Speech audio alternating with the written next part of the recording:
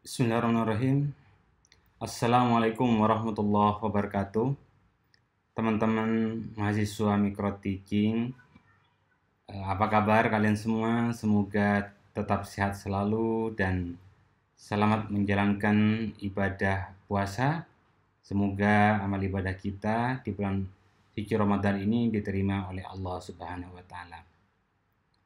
Pada pertemuan ke-7 ini saya ingin sedikit kembali menguatkan pengetahuan kalian tentang bagaimana pelaksanaan dari micro teaching itu sendiri.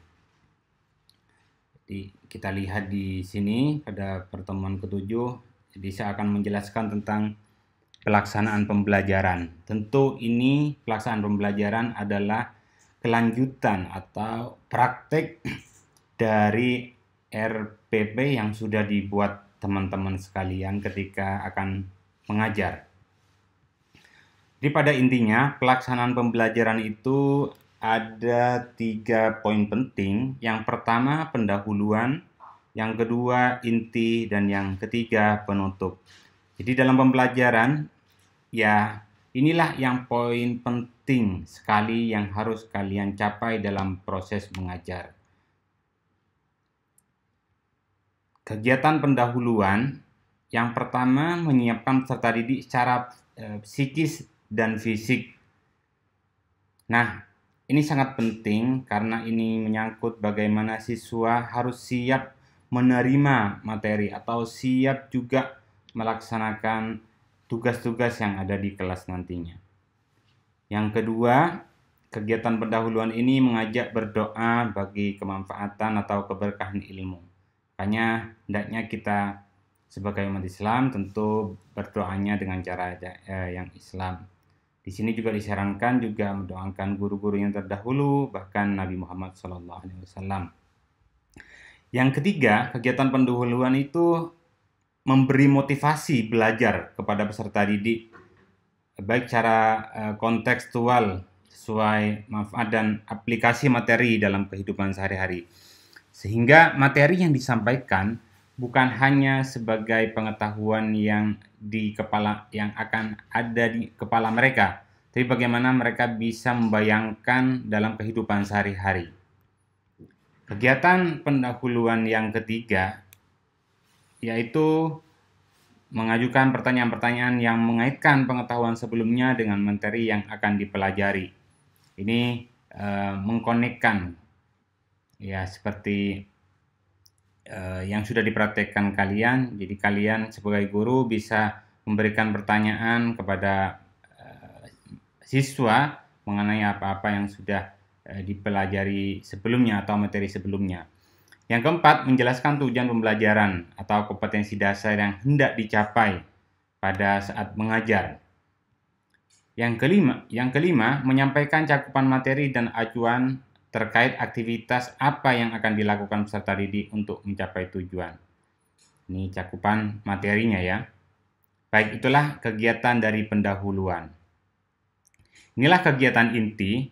Kegiatan inti itu menggunakan model pembelajaran atau metode pembelajaran dan media pembelajaran atau sumber pembelajaran sesuai dengan karakteristik peserta didik dan mata pelajaran. Kalau karakteristik peserta didik itu pendiam, ya harus gunakan metode-metode yang pas.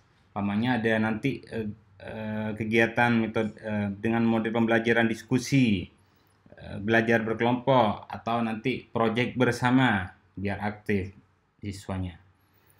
Kegiatan inti yang kedua pentingnya adalah pemilihan pendekatan tematik atau tematik terpadu atau yang lainnya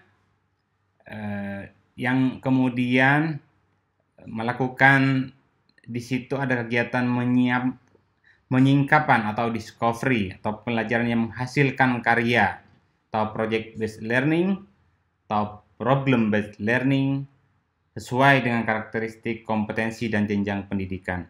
Di kemampuan mahasiswa yang sebelumnya itu sangat penting juga untuk diketahui agar ketika kalian memilih pendekatan itu sesuai dengan karakteristik kompetensi yang dimiliki siswa itu sendiri. Kegiatan inti yang poin ketiga adalah harus mampu menginspirasi, membangkitkan rasa ingin tahu dan memotivasi peserta didik. Ini juga ada kaitannya dengan pendahuluan tadi. Cuman kalau yang inti di sini, jadi kegiatan dari pembelajaran yang ada itu, materi yang ada harus juga meningkatkan motivasi siswa agar bisa belajar secara mandiri dan kemudian rasa ingin tahunya semakin tinggi dengan belajar dengan kegiatan belajar itu sendiri. Ada 3 dimensi kegiatan inti dalam pembelajaran. Yang pertama sikap, dimensi sikap, yang kedua pengetahuan, dan yang ketiga keterampilan. Dalam dimensi sikap, sesuai dengan karakteristik sikap, maka salah satu alternatif yang dipilih adalah proses afeksi, yaitu bagaimana proses afeksi dilakukan dengan mengkondisikan peserta didik untuk menerima, menjalankan, menghargai, menghayati, hingga mengamalkan. Nah, inilah poin penting dalam pengajaran pendidikan Islam ya. Bagaimana setelah kalian mengajarkan, seorang guru mengajarkan, bagaimana pada akhirnya seorang siswa bisa mengamalkan apa yang dipelajari. Kegiatan inti dimensi sikap yang kedua adalah bagaimana seluruh aktivitas pembelajaran untuk mencapai tujuan aspek pengetahuan menjadi media dan sarana untuk membentuk sikap dan internalisasi akhlak. Jadi sebagai seorang guru harus benar-benar dengan sungguh-sungguh konsisten melakukan proses afeksi ini, sehingga membuat anak didik menjadi memiliki akhlak yang baik atau karakter yang baik. Dimensi pengetahuan yang dimiliki melalui aktivitas mengetahui, memahami, menerapkan, menganalisis, mengevaluasi, hingga mencipta. Sehingga ketika kalian menargetkan pembelajaran, siswa bukan hanya mengetahui, tapi yang paling penting pada akhirnya bagaimana mereka bisa mencipta. Nah, pada tahap kegiatan inti di bidang pengetahuan yang lain adalah karakteristik aktivitas belajar dalam domain pengetahuan ini memiliki perbedaan dan kesamaan dengan aktivitas belajar dalam domain keterampilan. Jadi di sini juga ditargetkan bagaimana kegiatan inti pembelajaran itu bisa menerapkan belajar yang berbasis menyingkap atau penelitian, discovery, inquiry, learning, utamanya pada pelajar yang sudah mulai lebih tinggi seperti madrasah aliyah. Di bagian inti yang lain di pendahuluan ini, bagian pengetahuan, yaitu mendorong peserta didik menghasilkan karya kreatif dan kontekstual baik secara individu atau kelompok yang disarankan menghasilkan karya. Makanya ada kemudian tugas-tugas yang mungkin membuat makalah, itu sudah ada biasanya di tugas akhir. Atau aktivitas yang lain, umpamanya membuat karya tulis dan karya-karya yang lain. Kegiatan keterampilan yang terakhir yang inti yaitu dalam dimensi keterampilan, yaitu diperoleh melalui kegiatan mengamati, menanya, mencoba, menalar, menyaji, dan mencipta. Jadi pada akhirnya proses pengamatan dan menanya itu agar kemudian ada keterampilan mencipta kepada seorang siswa. Dan yang kedua, untuk mewujudkan keterampilan tersebut perlu melakukan pembelajaran yang menerapkan modul belajar berbasis penelitian atau project based learning dan problem based learning atau pembelajaran berbasis masalah. Yang terakhir, kegiatan penutup dalam proses pelaksanaan pembelajaran adalah guru bersama peserta didik baik secara individu maupun kelompok melakukan refleksi untuk mengevaluasi. Refleksi.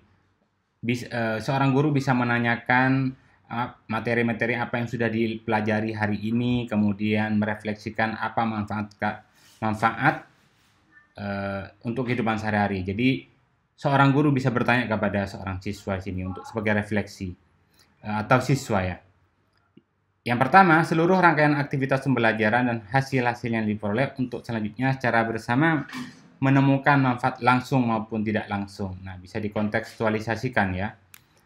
Yang kedua, memberikan umpan balik terhadap proses dan hasil pembelajaran. Nah, umpan balik seumpamanya tadi ya, dalam pembelajaran ada siswa yang aktif memberikan partisipasi, tinggal nanti kasih umpan balik, namanya apresiasi, atau ketika dalam pembelajaran kok ada yang kurang pas, nah disinilah ada umpan balik di dalam kegiatan penutup. Selanjutnya, melakukan kegiatan tindak lanjut dalam bentuk pemberian tugas. Nah, ini kemudian bisa dilakukan setelah kegiatan proses belajar di kelas, ada penugasan setelahnya. Kemudian bisa dikumpulkan dan pada pertemuan selanjutnya bisa ditanyakan atau dievaluasi kembali.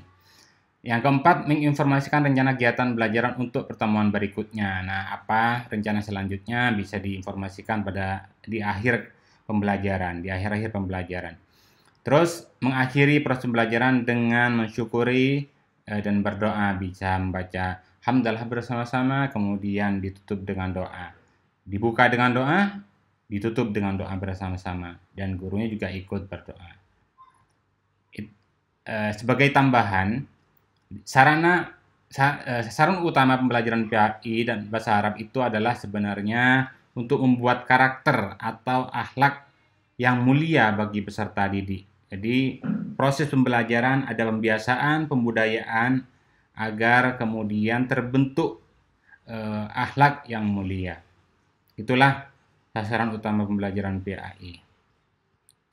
Ini referensi yang saya gunakan, Keputusan Menteri Agama nomor 183 tahun 2019.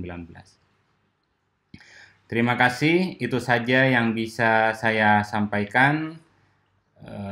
Silahkan kalian nanti habis ini mengerjakan kuis agar kalian sebagai tanda bahwa kalian sudah mengerti apa yang saya jelaskan. Terima kasih banyak. Billahi taufiq wal hidayah. Assalamualaikum warahmatullahi wabarakatuh.